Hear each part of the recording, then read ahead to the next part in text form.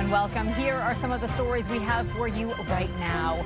A trade war chest. Ottawa announces a $6 billion aid package for Canadian businesses. The program allows employers to keep workers on their payroll, in their jobs, without resorting to layoffs. What the funds and employment rule changes mean for workers. Canada has been ripping us off for years on tariffs for lumber and for dairy products. Tackling the new tariff threat against two key sectors. Netflix and Amazon Prime and Paramount Plus. Netflix, Amazon, Willow TV, Viki. Subscription overload, why some are rethinking the streaming binge. Registration requirement for all illegals in the United States. Plus, how new border rules might ground Canadian snowbirds.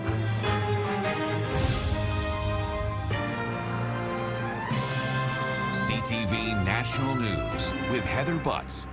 This has been a roller coaster week of on-again, off-again policymaking in Washington. But Ottawa isn't waiting for the next tariff twist to support Canadian businesses.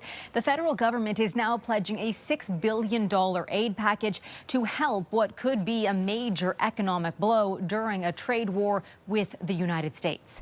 CTV's Jeremie Charron joins me now from the nation's capital. Jeremie, walk us through the details. Yeah, Heather, the government unveiled new supports today for businesses and workers, but before they could make the announcement, U.S. President Donald Trump was making new threats about tariffs. Canada has been ripping us off for years on tariffs for lumber and for dairy products. President Donald Trump took aim at Canada's lumber and dairy industries just a day after offering month-long reprieve from tariffs on goods covered under the Canada-U.S.-Mexico Free Trade Agreement. They'll be met with the exact same tariff unless they drop it. And that's what reciprocal means. And we may do it as early as today, or we'll wait till Monday or Tuesday. Specifically, Trump said he'll match 250% tariffs he claims are being imposed by Canada. Those facts are just not true. Meanwhile, Canada unveiled an aid package today to support businesses through the trade war with a focus on exporters. We are launching a new trade impact program through Export Development Canada. And that is a $5 billion additional facility to help Canadian businesses tackle the challenges imposed on them by these U.S. tariffs. More money is also going to loan programs for small businesses and the agricultural sector, while workers will have access to a temporarily expanded and more flexible existing EI program known as work sharing. The program allows employers to keep workers on their payroll, in their jobs, without resorting to layoffs. It does this by temporarily reducing employee working hours during slower periods so that workers can stay on the books until normalcy returns. While speaking with Vassy Kapelos in an interview set to air Sunday on CTV's Question Period, Canada's Minister of Finance says Canada remains focused on eliminating the tariffs altogether. We're trying not to be distracted as would easily be the case by public comments and focus on the actual substantive sort of documents or decisions that the administration makes. Now, Labour leaders say today's aid package from the government falls short of what is needed to help businesses and workers weather the storm that is this trade war. Heather? All right, Jeremy, thank you. As we just heard, the U.S. president railed against Canadian dairy and lumber industries, claiming the U.S. is being, quote, ripped off. CTV's Andrew Johnson is fact-checking that claim for us today. So, Andrew, how does Canada's dairy supply management system work? Heather, the system in place since the 1970s was designed to protect Canadian dairy farmers. U.S. producers can face the kind of massive tariffs Trump mentioned. But we should add some context. Americans have wanted more access to the Canadian dairy market for decades, and Canada actually gave up a slice of it during Trump's first term. But a strict quota on dairy imports from the U.S. remains in place. U.S. farmers can only access about 3.5% of the domestic market and face relatively low tariffs. Once the American limit is reached, Canada then slaps the heavy tariffs Trump mentioned on any additional product brought into Canada. Take a look at these numbers from the Canada Border Services Agency. Milk tariffs come in at 241%, cheese 245.5%, the tariff on cream 295.5%, and butter 298.5%. We asked an expert what she thinks would happen if the limits were loosened and American producers were given more tariff-free access to the Canadian market. We would just be flooded by cheaper American dairy products, and they're cheaper for a number of reasons. If we didn't have these sorts of import controls, Canadian farmers, even though we're incredibly efficient and effective farmers, it would be very difficult. She adds the current uncertainty over tariffs and trade with the U.S. underscores how important it is to protect Canadian dairy producers, especially smaller family farms that cannot compete against the American giants. Heather. Andrew, thank you. And all the economic uncertainty appears to be putting a serious chill on the Canadian labor market. New jobs figures show employers largely paused hiring plans last month. The unemployment rate remained virtually unchanged at 6.6%. There was a minimal gain of just 1,100 jobs across the country, falling significantly short of expectations. They say a week is a long time in politics, but for Canadians trying to make sense of Donald Trump's trade war, it feels as though this week is never ending. The threat of tariffs started over border security issues and the fight against fentanyl. But as time passes, those concerns don't cover the whole story. CTV's Mike Couture joins us from Ottawa now. And Mike, you've been covering this story since the very beginning. So what do you make of where we are at now? Yeah, Heather, I look back to that. It's only been 46 days since Donald Trump has been in office. And in that time, the goalposts have shifted considerably. As you mentioned, this all started with concerns over the border. But now we are hearing through sources within the Canadian government that on these calls, Donald Trump often rails about other grievances he has with the Canadian government and the trade deal that we have, supply management in our dairy sector, the digital sales tax. He has even gone so far on that February 3rd call to bring up the Treaty of 1908, which is the one that drew the border between Canada and the United States, saying that he could undo it at a moment's notice. He's also talked about how much he wants control of Canadian waters and how he wants to, and he said this publicly as well, or that he could take Canada by economic force and basically look at us being annexed as a 51st state. Prime Minister Justin Trudeau has pushed back on this a number of occasions, and he said that he's kind of gotten used to it over time, understanding this is how you deal with somebody like Donald Trump. And he had said conventionally on these international deals, you look for a win-win, but somebody like Trump, who has a background in real estate, is oftentimes looking for a win-lose, with the U.S. being the winner, Heather. Mike, it all sounds like a mounting existential threat for Canada at a time when the Prime Minister, as you mentioned, is leaving in a few days. So what will you be watching for in the week ahead? Yeah, I think it'd be interesting to see who wins the Liberal leadership and becomes the Prime Minister. You have somebody like Mark Carney, who does have a lot of experience in being in large international meetings. You have Chrystia Freeland. She's got experience going head-to-head with somebody like Donald Trump and Donald Trump himself. And then Karina Gould, who has a lot of debate experience in the House of Commons. Frank Baylis, the last one on that list, who is a seasoned businessman. So I think it'll be interesting to see whoever the next Prime Minister is and how they will position themselves against Donald Trump, Heather. Mike Couture joining us from Ottawa. Thanks for your insight, as always. And CTV News Channel and ctvnews.ca will have live coverage of the Liberal leadership decision this Sunday, starting at 4 p.m. Eastern, with Chief Political Correspondent Vashi Kapelos from Ottawa. Let's check in now to see how Canadians are really feeling about the political climate these days. The sentiment appears to be getting stronger in supporting cross-Canada trade. A new poll shows most Canadians would welcome an oil and gas pipeline that would run from the west to the east coast. CTV's Kamal Karamali joins us with more on that. Heather, businesses and politicians have been calling for more interprovincial trade partnerships in the middle of this tariff war with the U.S. Now, Nanos polling shows that 3 in 4 Canadians would support an oil and gas pipeline that would go from Alberta to eastern Canada. It found 54% support a pipeline, 21% somewhat would support it, only 11% are completely opposed to a pipeline. The prairie provinces show the highest support for the energy corridor, with 85% in favor, but perhaps most interestingly, Quebec shows nearly a 60% support of a pipeline. The Bloc Québécois have taken a firm stance against oil pipelines running through their province in recent years, with the premier saying he was fiercely opposed to any new projects, but the sentiment on the ground may be shifting. The thing is, Quebec, with hydroelectricity, always prided itself on resisting carbon and pipelines. Fast forward now, with the threats from Donald Trump to the Canadian economy, 6 out of every 10 Quebecers are good with a national energy corridor. Another Nanos poll highlights that 3 in 4 Canadians are also opposed to the idea of an economic union with the U.S., where Canada would adopt the U.S. dollar. The idea would be similar to the European Union, where there's free trade while sharing a common currency. But the results showed 65% of those surveyed were opposed to it, 10% were somewhat opposed. Just a snapshot of the growing rift between Canadians and their American counterparts and the push for Canada to become less dependent on the U.S. Heather. All right, Kamal, thank you.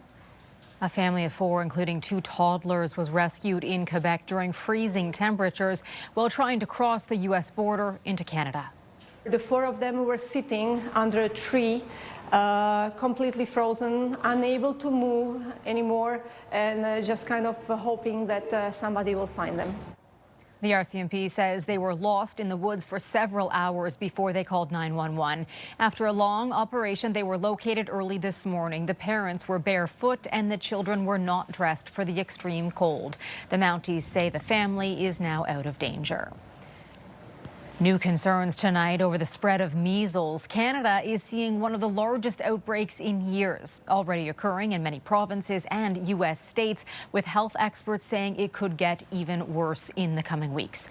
CTV's Adrian Gobriel is tracking the numbers and what you need to know ahead of any upcoming travel. Adrian.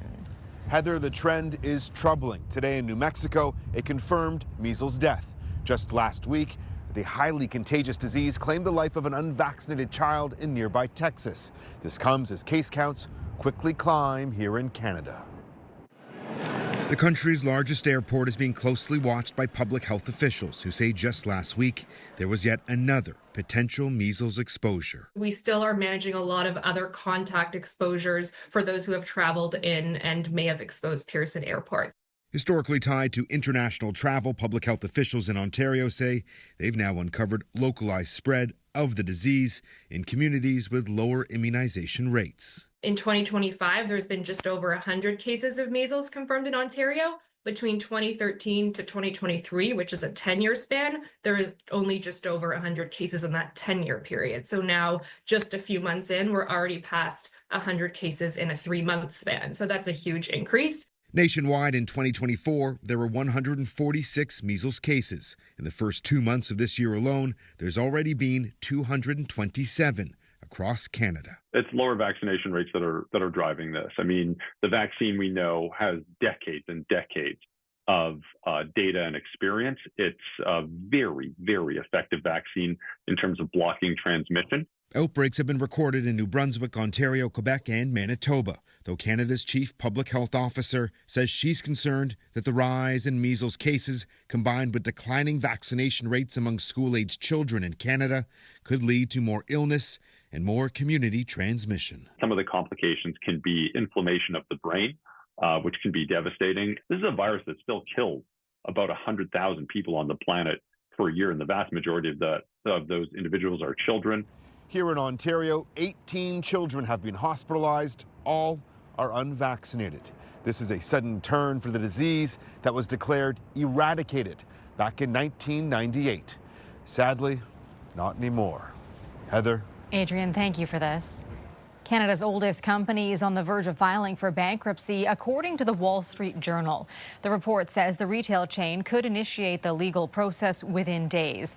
The Bay operates more than 80 stores across Canada and traces its roots to the fur trade in the 1670s. The company is currently owned by an American firm, which has yet to comment on the report.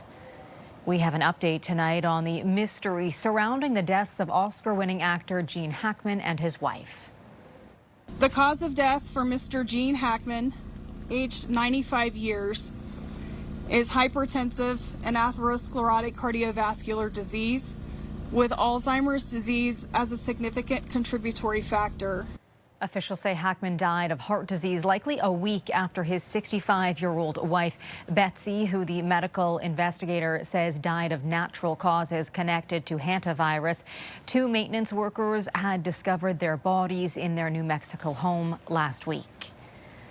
Coming up, a steady stream of price increases. Netflix, Amazon. There's lots, and now with the hockey being streamed. Adding up the factors behind a movement to cut down on costs.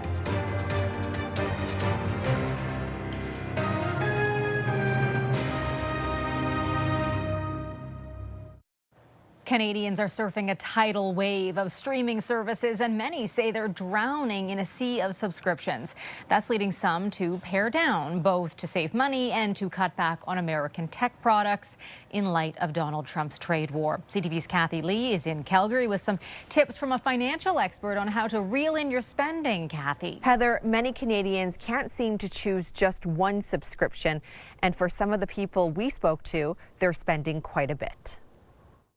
The never-ending buffet of entertainment choices on streaming services are as vast as they are varied. Netflix, Amazon, Willow TV, Viki. Netflix, Crunchyroll, Amazon Prime. But they all add up and can be a costly hit to the wallet. Netflix has gone up, Paramount Plus, all of these things. It was combine that with cable and internet. It was $500 a month. That, on top of other expenses, is overwhelming Sarah Halprin. She's now looking to log out of some of them.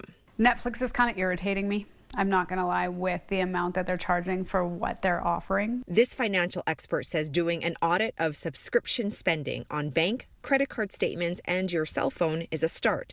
Then put it all down on a spreadsheet to see monthly totals, pick 1 or 2 that work for your budget, cut out the rest. It's good to double check every month, especially with all the fraud going on. You want to make sure that you're getting charged for things that you're actually consuming. Another option, choose the basic packages with ads offered by services like Netflix and Crave, which is owned by Bell Media along with CTV. I'm okay with a bit of second of ad, so I'm fine with it. Some customers also considering hacks to save. Binge watch everything you can for 6 months, cancel that and try something else. While for others, cancellations are motivated by the current US-Canada animosity. Canadians should have the right to start cutting back on the amount of business we want to do with the United States. I feel like that's only fair. Whatever the reason, the goal to navigate this digital jungle and strike a balance. Kathy Lee, CTV News, Calgary. Major commuter chaos in France today following the discovery of an unexploded bomb from the Second World War. 500 mètres à partir de ce point, merci. The explosive was found by construction workers just north of Paris, near tracks leading into France's busiest transit hub. The discovery caused nearly 500 trains to be canceled, which led to disruptions for those attending Paris Fashion Week. Officials say the bomb has now been defused. What? What is going on, dude? This is the very fiery aftermath after the latest test flight of SpaceX's Starship rocket ended with another explosion off the coast of Florida and the Caribbean. It forced U.S. officials to disrupt 240 flights, and the FAA is requiring the company to investigate the incident. Stay with us. CTV National News is back in a moment.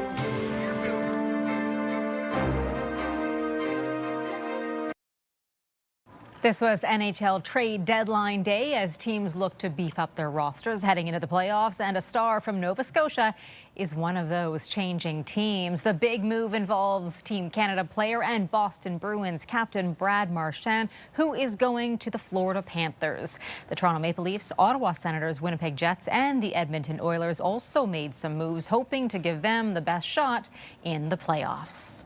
Well, Formula One fans revved up for this season already have something to look forward to next year. Cadillac will join the starting grid in 2026. The GM-backed American team got the green light to become the 11th team on the racetrack and has struck a deal to use Ferrari engines in its cars. This year's opening race goes next weekend in Australia. A very close call for a family out for a stroll in New York. Security video captured the moment a massive tree came crashing down onto the street, narrowly missing 3 people who ran to safety. It happened in Brooklyn, and the family says while the incident was shocking, no one was hurt.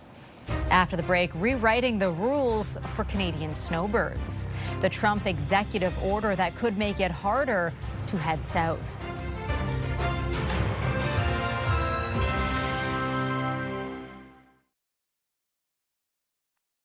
Canadian snowbirds are being advised to pay close attention to a new rule coming into effect south of the border, requiring them to be registered with U.S. immigration. It was among the many executive orders signed by the U.S. president that refers to Canadians and others as aliens. CTV's John Benavalli-Rao joins us with more on this change for travelers. John. Heather, it's something Canadians have long taken for granted, heading to the States with just a quick conversation at customs and a flash of a passport. But for some, that's about to change.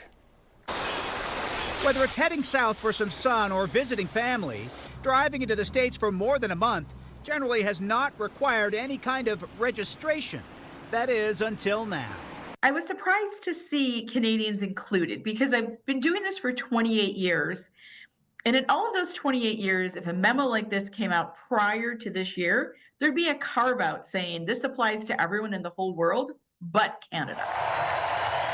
The day Donald Trump took office, he signed an executive order that amid all the recent tariff chaos didn't get much attention. Called Protecting the American People Against Invasion, it's aimed at curbing illegal immigration but includes Canadians, requiring, quote, all aliens over 14 who remain in the U.S. for 30 days or longer to be registered and potentially fingerprinted. It's possible Canadians will just have to register their address and travel plans on a website, but the details aren't yet available, and it's a change that's created confusion. People are very worried. It's one more thing that may cause some Canadians to rethink going south. Already some are boycotting U.S. travel. The Florida's governor this week made fun of that and noted last year 3 million Canadians visited Florida. That's not much of a boycott in my book. Maybe they wanted to get a glimpse of what a Stanley Cup winning hockey team actually looks like. As for snowbirds, they're being advised to pay attention as more details emerge about the new registration process. And the Canadian Snowbirds Association says it is still working with members of Congress to try and get Canadians exempted. Heather. All right, John, thank you. Certainly something to pay close attention to in your travels. That is our newscast for this Friday. Thank you for joining us. I will be back tonight with your late edition of CTV National News. For ongoing coverage of Canada's top stories, you can tune into CTV News Channel anytime. I'm Heather Butts. Your local CTV News starts right now.